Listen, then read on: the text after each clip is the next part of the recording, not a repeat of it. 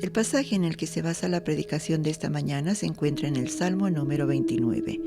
Y la palabra de Dios dice así: Tributad a Jehová, oh hijos de los poderosos, dad a Jehová la gloria y el poder. Dad a Jehová la gloria debida a su nombre, adorad a Jehová en la hermosura de la santidad. Voz de Jehová sobre las aguas, truena el Dios de gloria, Jehová sobre las muchas aguas. Voz de Jehová con potencia, voz de Jehová con gloria. Voz de Jehová que quebranta los cedros. Quebrantó Jehová los cedros del Líbano, los hizo saltar como becerros, al Líbano y a Sirón como hijos de búfalos. Voz de Jehová que derrama llamas de fuego, voz de Jehová que hace temblar el desierto. Hace temblar Jehová el desierto de Cades. Voz de Jehová que desgaja las encinas y desnuda los bosques. En su templo todo proclama su gloria. Jehová preside en el diluvio y se sienta Jehová como rey para siempre. Jehová dará poder a su pueblo. Jehová bendecirá a su pueblo con paz.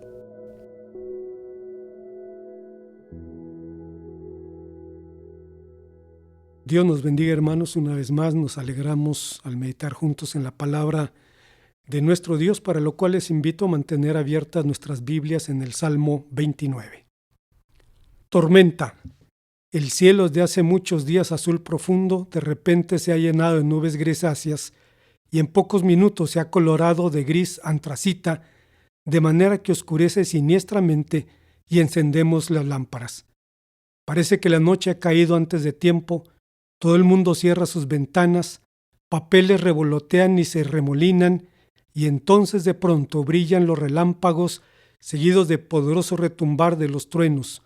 Los relámpagos no desaparecen más del cielo, y su color morado nos hace cerrar los ojos sin querer.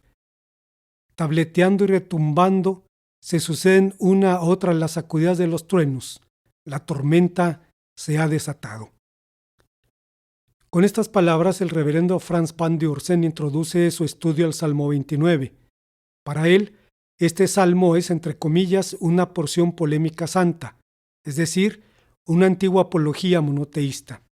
En el Seminario Teológico Bautista Mexicano, el doctor Esteban Hicks enseñaba a sus alumnos a cantar la versión hebrea de este canto, poniéndolos en contacto con mundos distantes, con ecos de 3000 años de historia. Pero el canto de los 7 truenos no solo mira al pasado, mira al presente y mira también al futuro. Tiene su vigencia en nuestra vulnerabilidad ante las crisis y en la gracia del Dios que nos sale al encuentro en medio de la tormenta. ¿Qué enseñanzas nos comunica este canto? Veamos las respuestas que el texto nos ofrece. En primer lugar, el canto nos llama a la adoración. Se dice que los salmos son la respuesta de Israel, que Dios habla a su pueblo en la ley y en los profetas, y en los salmos Israel responde con alabanza. Esta es una afirmación correcta porque, como dijo Martín Lutero, conocer a Dios es adorarlo. Esta es la definición más breve y completa que sobre la adoración existe. Curiosamente, el peregrinaje espiritual de Lutero inició con su propia supervivencia a una tormenta eléctrica. Fue en verano de 1505, cuando contaba con apenas 21 años y era estudiante de la Universidad de Erfurt. Volvía a esa ciudad después de visitar a sus padres cuando un rayo lo tiró a tierra. Como hijo de su tiempo, Lutero vio en este relámpago el desenlace del drama de la existencia. Allí estaba Dios, el terrible, el Cristo inexorable, y todos los demonios burlones que saltaban de las guaridas del bosque y los estanques, que con sardónicas risotadas lo agarraban de los ensortijados cabellos y lo arrastraban al infierno. Aterrado y dando todavía palos de ciego, Lutero invocó a la patrona de los mineros: Santa Ana, sálvame, me haré monje. Pero regresando a nuestro texto, como bien dice James Montgomery Boyce, este salmo es único, en parte porque consiste totalmente en alabanza a Dios. La mayoría de los salmos alaban a Dios, pero la alabanza ofrecida se mezcla con palabras de súplica, confesiones de pecados y promesas de obediencia. Este salmo no tiene otros ingredientes, es pura alabanza. no nos amonesta, no nos desafía a confesar nuestros pecados ni a vivir en rectitud. Solo reconoce el poder y la gloria de Dios y por eso lo alaba. El Salmo principia con un llamado a los Bnei Elim, a los hijos de los poderosos, a tributar al Señor gloria y poder. Los hijos de los poderosos son los ángeles. La alabanza principia ciertamente en el cielo, pero se extiende inexorablemente a la tierra. Apela también a los poderosos del mundo, pero nos llama a todos a adorar al Señor en la hermosura de la santidad. Por esa razón, Matthew Henry, un puritano que vivió hace 300 años, decía: tenemos aquí la naturaleza del culto religioso, es dar al Señor la gloria debida a su nombre. Debemos ser santos en todos nuestros servicios, dedicados a Dios y a su voluntad y a su gloria. Hay una belleza en la santidad que pone belleza en todos los actos de la adoración. El canto nos insta también a dar gloria al Señor. La gloria de Dios puede definirse como la belleza de su ser. No es una belleza estética o material, sino la belleza que emana de su carácter y de todo lo que Él es.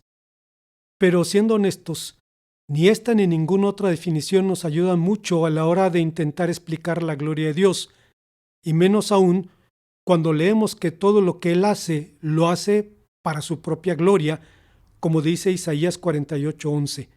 Así que, ¿cuál es la relación entre su gloria y nuestro gozo? Jonathan Edwards puede abrirnos una vía de aproximación cuando dice: al buscar su gloria, Dios busca el bien de sus criaturas, porque las emanaciones de su gloria implican la felicidad de sus criaturas, y al comunicarle su plenitud, Él lo hace por sí mismo, pues el bien que Él busca para ellas es la unión y la comunión con Él. Respecto a la idea de poder, en su uso coloquial el nombre alude a la idea de fuerza física. David bailó ante el arca con fuerza, dice 1 Crónicas 13:8. La mujer virtuosa ciñe con fuerza sus lomos, Proverbios 31:17. Dios afirmó las fuentes del abismo, Proverbios 8:28, etc. Pero aludiendo a Dios, tributar poder al Señor no significa darle algo que no tenga, significa reconocer ese poder, expresarlo en un culto deliberado y consciente. La idea de alabar aparece 206 veces en el Antiguo Testamento. Los salmos la acaparan en una porción de 2/3. En la mayoría de los casos, Dios es el sujeto de la alabanza.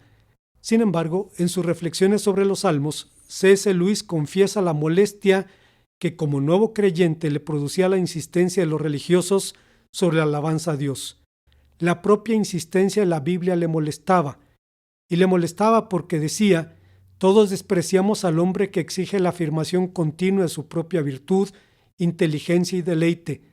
Despreciamos aún más a las multitudes de personas que rodean a cada dictador, a cada millonario, a cada celebridad para satisfacer esa exigencia.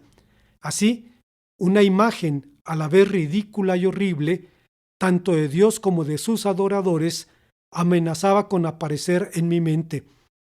Los salmos eran especialmente molestos en ese sentido. Alabad al Señor conmigo, alabadle. ¿Por qué alabar a Dios? ¿Por qué alabar a Dios consiste tan a menudo en decir a otras personas que lo alaben? Incluso en decirle a las ballenas, a las tormentas de nieve, etcétera, que sigan haciendo lo que harían aun si no se los dijéramos. Peor aún fue la afirmación de Dios mismo: el que me da gracias, me alaba y me honra. Sonaba tan horriblemente como decir: lo que más quiero es que me digan cuán bueno y grande soy. Más aún, en ocasiones los salmistas parecían decir a Dios: ¿te gusta la alabanza? Haz esto y tendrás algo, como parece decir el Salmo 54. Pese a su conflicto inicial, C.S. Lewis descubrió después la razón de la insistencia en la alabanza a Dios. No me había dado cuenta, dice, de que cuando los hombres alaban espontáneamente lo que valoran, nos instan a los demás a que nos unamos a ellos. ¿No es encantadora? ¿No es gloriosa? ¿No te parece magnífico?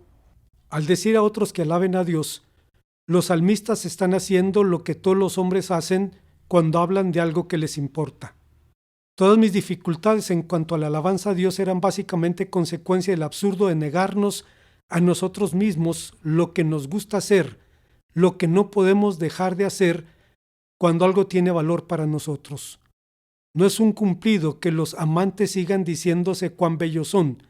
El placer está incompleto hasta que no se expresa. En suma, como bien dice John Piper, la alabanza es básicamente adoración, y adoramos solo aquello en lo que nos deleitamos. No existe tal cosa como una adoración triste o una alabanza sin felicidad. Hay una segunda enseñanza. Estamos hablando del canto de los 7 truenos. En segundo lugar, el texto nos enseña o nos presenta una visión del Dios de la tormenta. Hoy en día la meteorología cuenta con herramientas que entre comillas visualizan los fenómenos ambientales, instrumentos que proyectan el recorrido de una tormenta sobre un mapa e incluso pueden estimar su impacto en un área concreta. Algo similar sucede con el Salmo 34. En el versículo 3, la voz del Señor, el trueno, es escuchada sobre las muchas aguas, es decir, sobre las aguas del Mediterráneo oriental. Después avanza sobre el Líbano, desgajando sus cedros y cimbrando al Hermón hasta sus cimientos. Sigue descendiendo al suroeste, sacudiendo el desierto de Cades. Su trayectoria espiral es exactamente como los modelos meteorológicos. Sin temor a exagerar, este canto fue escrito sobre una fotografía de un pronóstico del tiempo de hace 3000 años. Pero aún así, su gran tema no es la tormenta. Como señalamos al principio, los eruditos debaten respecto al origen del Salmo. Algunos afirman que es una suerte de apología monoteísta, la respuesta hebrea al cántico de alguna divinidad cananea de la lluvia, Enlil, Baal, Marduk, etc. Otros dicen que es un canto de victoria, similar a los entonados por Miriam, Éxodo 15, Débora, Jueces 5, y Habacuc en el capítulo 4, versículos 15 al 19 de su profecía, y otros más dicen que es un canto a la soberanía cósmica del Señor, invocado 18 veces en este canto por su nombre inefable. La razón de la fascinación del salmista es evidente. Las tormentas involucran cantidades ingentes de energía. Para darnos una idea, ahora mismo se están produciendo en el mundo unas 20,000 tormentas que lanzan unos 100 rayos por segundo. En promedio, tienen lugar al año 16 y 17 millones de tormentas, unas 44,000 diarias. Esto supone que caen 8 millones de relámpagos al día. En promedio, cada rayo mide 5 kilómetros de longitud y solo 1 centímetro de ancho, pero descarga entre 1,000 y 10,000 millones de julios de energía, con una corriente de hasta 200,000 amperios y 100 millones de vatios. El aire circundante puede calentarse a temperaturas de 20,000 grados centígrados, más de 3 veces la temperatura de la superficie del Sol. Es mucho poder. Un solo huracán puede generar la energía de 10,000 bombas atómicas. Por lo dicho anteriormente, podemos suponer que hemos domesticado aquello que intimidaba a los hombres de la antigüedad. Para muchos, ahora una tormenta se explica simplemente como un proceso de carga y descarga de energía eléctrica, tan riguroso y comprensible como el agua que hierve en la cazuela para cocer un par de huevos. Pero no debemos perdernos en nuestras ínfulas de sabelotodo. Si alguien deja de disfrutar del mar por pensar que se está metiendo en una solución de H2O y NaCl al 3.5% y trazas de otros minerales, ese es su problema. Yo prefiero ignorar la química y disfrutar del mar, del sol, del calor y de la brisa. Curiosamente, entre los no judíos la idea de naturaleza fue tardía. Hizo su aparición en la literatura después de la eclosión de las grandes ciudades. La razón es clara. Para la gente que vivía en ella, la naturaleza era como el agua para el pez. Era el mundo en el que vivían. Solo la apreciaban por sus recursos potenciales, por sus tierras, sus pastos, sus bosques, sus fuentes de aguas, sus puertos, sus minas, etc. En contraste, los hebreos vieron la naturaleza con ojos de asombro y con ojos que vieron más allá del asombro. La visión de la naturaleza del devoto israelita era profundamente religiosa. No contempló su maravilla, belleza y variedad simplemente por su propio bien. Todo le hablaba del poder, la gloria y la beneficencia de Dios y le proporcionaba emblemas y figuras para delinear los atributos y la obra de Dios. Pero en los Salmos los fenómenos naturales son mucho más que meros fenómenos naturales. Estos también son instrumentos de Dios. Sus nombres se convierten, entre comillas, en figuras míticas, es decir, en analogías gráficas que cifraban aquello ante los cuales los hombres nos encontramos inermes: los vientos huracanados, las inundaciones, las tormentas, las sequías, etc. Salomón comparaba las calamidades de la vida con estas figuras. En Proverbios 1:27 dice: cuando viniere como una destrucción lo que teméis, y vuestra calamidad llegare como un torbellino, cuando sobre vosotros viniere angustia y tribulación. Así, como poco puede hacerse frente a una inundación o una sequía, hay realidades ante las cuales los seres humanos somos impotentes. Basado en la Biblia, Martín Lutero decía que los flagelos de Dios son las bestias salvajes, el hambre, la guerra y la peste, idea que también se repite en Deuteronomio capítulo 32, versículos 24 y 25. La peste es una de las figuras míticas de los Salmos. En el Salmo 91:6 se nos habla de ella. En su carta titulada Si se puede huir de una plaga mortal, Lutero decía respecto a la indolencia de muchos frente a una pandemia: de hecho, estas personas se comportan como si una casa estuviera ardiendo en la ciudad y nadie estuviera tratando de apagar el fuego. En cambio, dan margen a las llamas y a que toda la ciudad se consuma, diciendo que si Dios así lo quisiera, podría salvar a la ciudad sin necesidad de agua para apagar el fuego. No, mis queridos amigos, esto no es bueno. Usa medicina, toma pociones que te pueden ayudar, fumiga tu casa, tu patio, tu calle, evita personas y lugares donde no sea necesaria tu presencia. Actúa como un hombre que quiere ayudar a apagar las llamas del fuego. ¿Qué más es la epidemia sino un incendio que en lugar de consumir madera y paja, devora la vida y el cuerpo? Obviamente, las consecuencias, entre comillas, de este incendio no se limitan a contagios y a sus secuelas clínicas, se extienden a nuestras propias relaciones. Según la ONU, desde que se desató el brote de COVID-19, los nuevos datos e informes que presentan quienes están en primera línea revelan que se ha intensificado todo tipo de violencia contra las mujeres y las niñas, sobre todo la violencia en el hogar.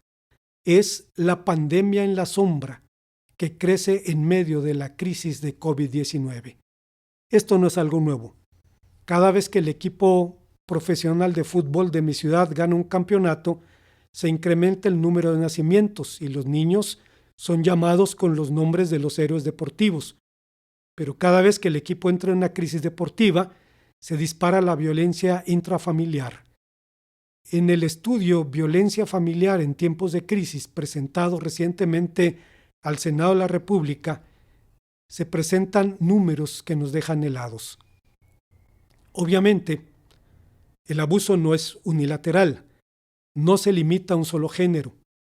En el pasado mes de octubre, un albanés confinado a arresto domiciliario por cuestiones de drogas acudió a la comisaría de Guidonia Monticello, en las afueras de Roma, para suplicar a los carabineros que lo encerraran en una celda, porque el encierro con su esposa le resultó un verdadero infierno, petición que para su alegría le fue concedida por haber violado el arresto domiciliario al que todavía le restaban varios años. En suma, el incendio de la pandemia, como Lutero lo llamaba, ha traído más daños directos y colaterales de los imaginados. Sin embargo, el Señor se sienta sobre el diluvio. Dios está entronizado sobre el diluvio y lo preside. El significado obvio es que Dios está entronizado sobre la tormenta y preside aquello que produce tal consternación. no es indirecto, no es resultado de la casualidad o del destino, no se produce por meras leyes físicas, no es sin restricción, porque el Señor preside sobre todo y todo puede ser considerado su trono. Hay una tercera y última enseñanza que encontramos en este canto, y es que el canto nos comunica la promesa divina de paz. El Salmo concluye con una promesa de paz. Se dice que después de la tormenta viene la calma, pero esta vez no se trata de una calma entre comillas natural, se trata de un don divino, se trata de un regalo de Dios. Como sabemos en la Biblia, Shalom cifra mucho más que la idea de ausencia de guerra. Ciertamente implica las ideas de paz y amabilidad, pero también la de tener suficiente, la de bienestar, prosperidad y fortuna, la idílica figura que encontramos en Miqueas 4:4, que dice: y se sentará cada uno debajo de su vid y debajo de su higuera, y no habrá quien los amedrente, implicaba que cada uno poseyera su propia vid y su propia higuera, es decir, que todos contaran lo necesario para la vida. Por eso, bien se ha dicho que difícilmente se encuentra en el Antiguo Testamento un concepto como shalom. En la vida diaria se usa como moneda corriente, pero a veces se carga de un denso contenido religioso y se eleva por encima de las concepciones vulgares. Tampoco es extraño que San Pablo hable de la paz de Dios diciendo que sobrepasa todo entendimiento en Filipenses capítulo 4, versículo 7. Pero más allá de definiciones y etimologías, la paz y la paz de Dios es una bendición que precisamos en el inestable oleaje de nuestras vidas. ¿Cómo se materializa en nuestra vida esa paz prometida? Produciendo un estado emocional que sorprende a los que nos rodean y nos sorprende a nosotros mismos. William MacDonald dijo al respecto: hay muchas cosas por las que una persona puede inquietarse: la posibilidad de contraer cáncer, problemas de corazón, un sinfín de enfermedades, los alimentos contaminados, una muerte accidental, un golpe de estado, la guerra nuclear, la creciente inflación, un futuro incierto o el sombrío porvenir que aguarda a aquellos niños que crecen en un mundo como este. Las posibilidades son infinitas. A pesar de esto, la palabra de Dios nos dice: por nada estéis afanosos. El Señor desea que nuestra vida se vea libre de ansiedad, y por buenas razones. El afán y la ansiedad son innecesarias. El Señor tiene cuidado de nosotros. Nos sostiene en la palma de su mano. Nada puede suceder fuera de su voluntad. No somos víctimas del azar ciego, de los accidentes o destino, porque nuestras vidas están planeadas, ordenadas y dirigidas. La ansiedad es infructuosa, no resuelve los problemas, ni impide que las crisis sobrevengan. Como alguien dijo, la ansiedad nunca quita el mañana sus penas, solamente nos despoja de la fuerza necesaria para vivir el presente. La ansiedad es dañina. Los médicos están de acuerdo en que muchas de las enfermedades de sus pacientes se deben a la inquietud, a la tensión y a los nervios. Las úlceras están a la cabeza de la lista de los males relacionados con la inquietud. La ansiedad es pecado. Pone en duda la soberanía de Dios, nos incita a pensar que no sabe lo que hace, nos hace desconfiar de su amor, haciéndonos suponer que no le importamos, nos hace recelar de su poder, creando sospecha de que no es capaz para superar y vencer las circunstancias que nos causan ansiedad. Fin de la cita. La Biblia fundamenta estas afirmaciones. Todas ellas emanan de su corazón, de sus entrañas. Después de un encuentro con el Señor, Gedeón lo llamó Adonai Shalom, que significa Dios de paz, porque cuando Gedeón temía morir por haber visto al ángel del Señor, Dios le concedió una nueva vida, le dio una identidad, pertenencia y sentido de trascendencia, como nos dice Jueces capítulo 6, versículos 22 al 24. Según el reverendo Charles Stanley, esta paz tiene al menos 4 rasgos. 1. La paz de Dios trasciende las circunstancias. La paz de Dios no es una negación de la realidad. Él no pretende que cerremos los ojos a la realidad de cualquier situación, incluyendo el mal. La paz de Dios tampoco es un escape de la realidad. La paz de Dios no es un aletargamiento que adormece nuestros sentidos. Tampoco elimina nuestra responsabilidad para enfrentar los asuntos o las circunstancias difíciles. Al contrario, es un cimiento de roca sólida que nos refuerza internamente para que, a pesar de las lágrimas que derramemos o la tristeza que sintamos, sepamos con absoluta certeza que Dios está con nosotros. 2. La paz de Dios sobrepasa todo entendimiento. La paz de Dios da algo que no necesariamente imaginamos. No siempre podemos entender cómo opera en nosotros. La paz de Dios es funcional, es operativa en nosotros y disponible para todos nosotros. 3. La paz de Dios se extiende a todos sus seguidores. El plan del Señor incluye a todos los que deseen confiar en Él, aun cuando vivan en sociedades violentas o en ambientes sin polarizaciones raciales, económicas o sociales. 4. La paz de Dios ha sido diseñada para ser un estado perdurable del ser. La mayoría de la gente piensa que la paz es fugaz, que es inconstante en sus vidas. En griego, paz significa juntar algo que estaba roto o desunido.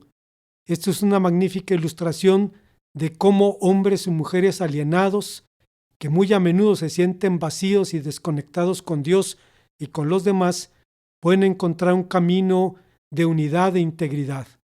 La paz de Dios les llega cuando por fe se unen a Él.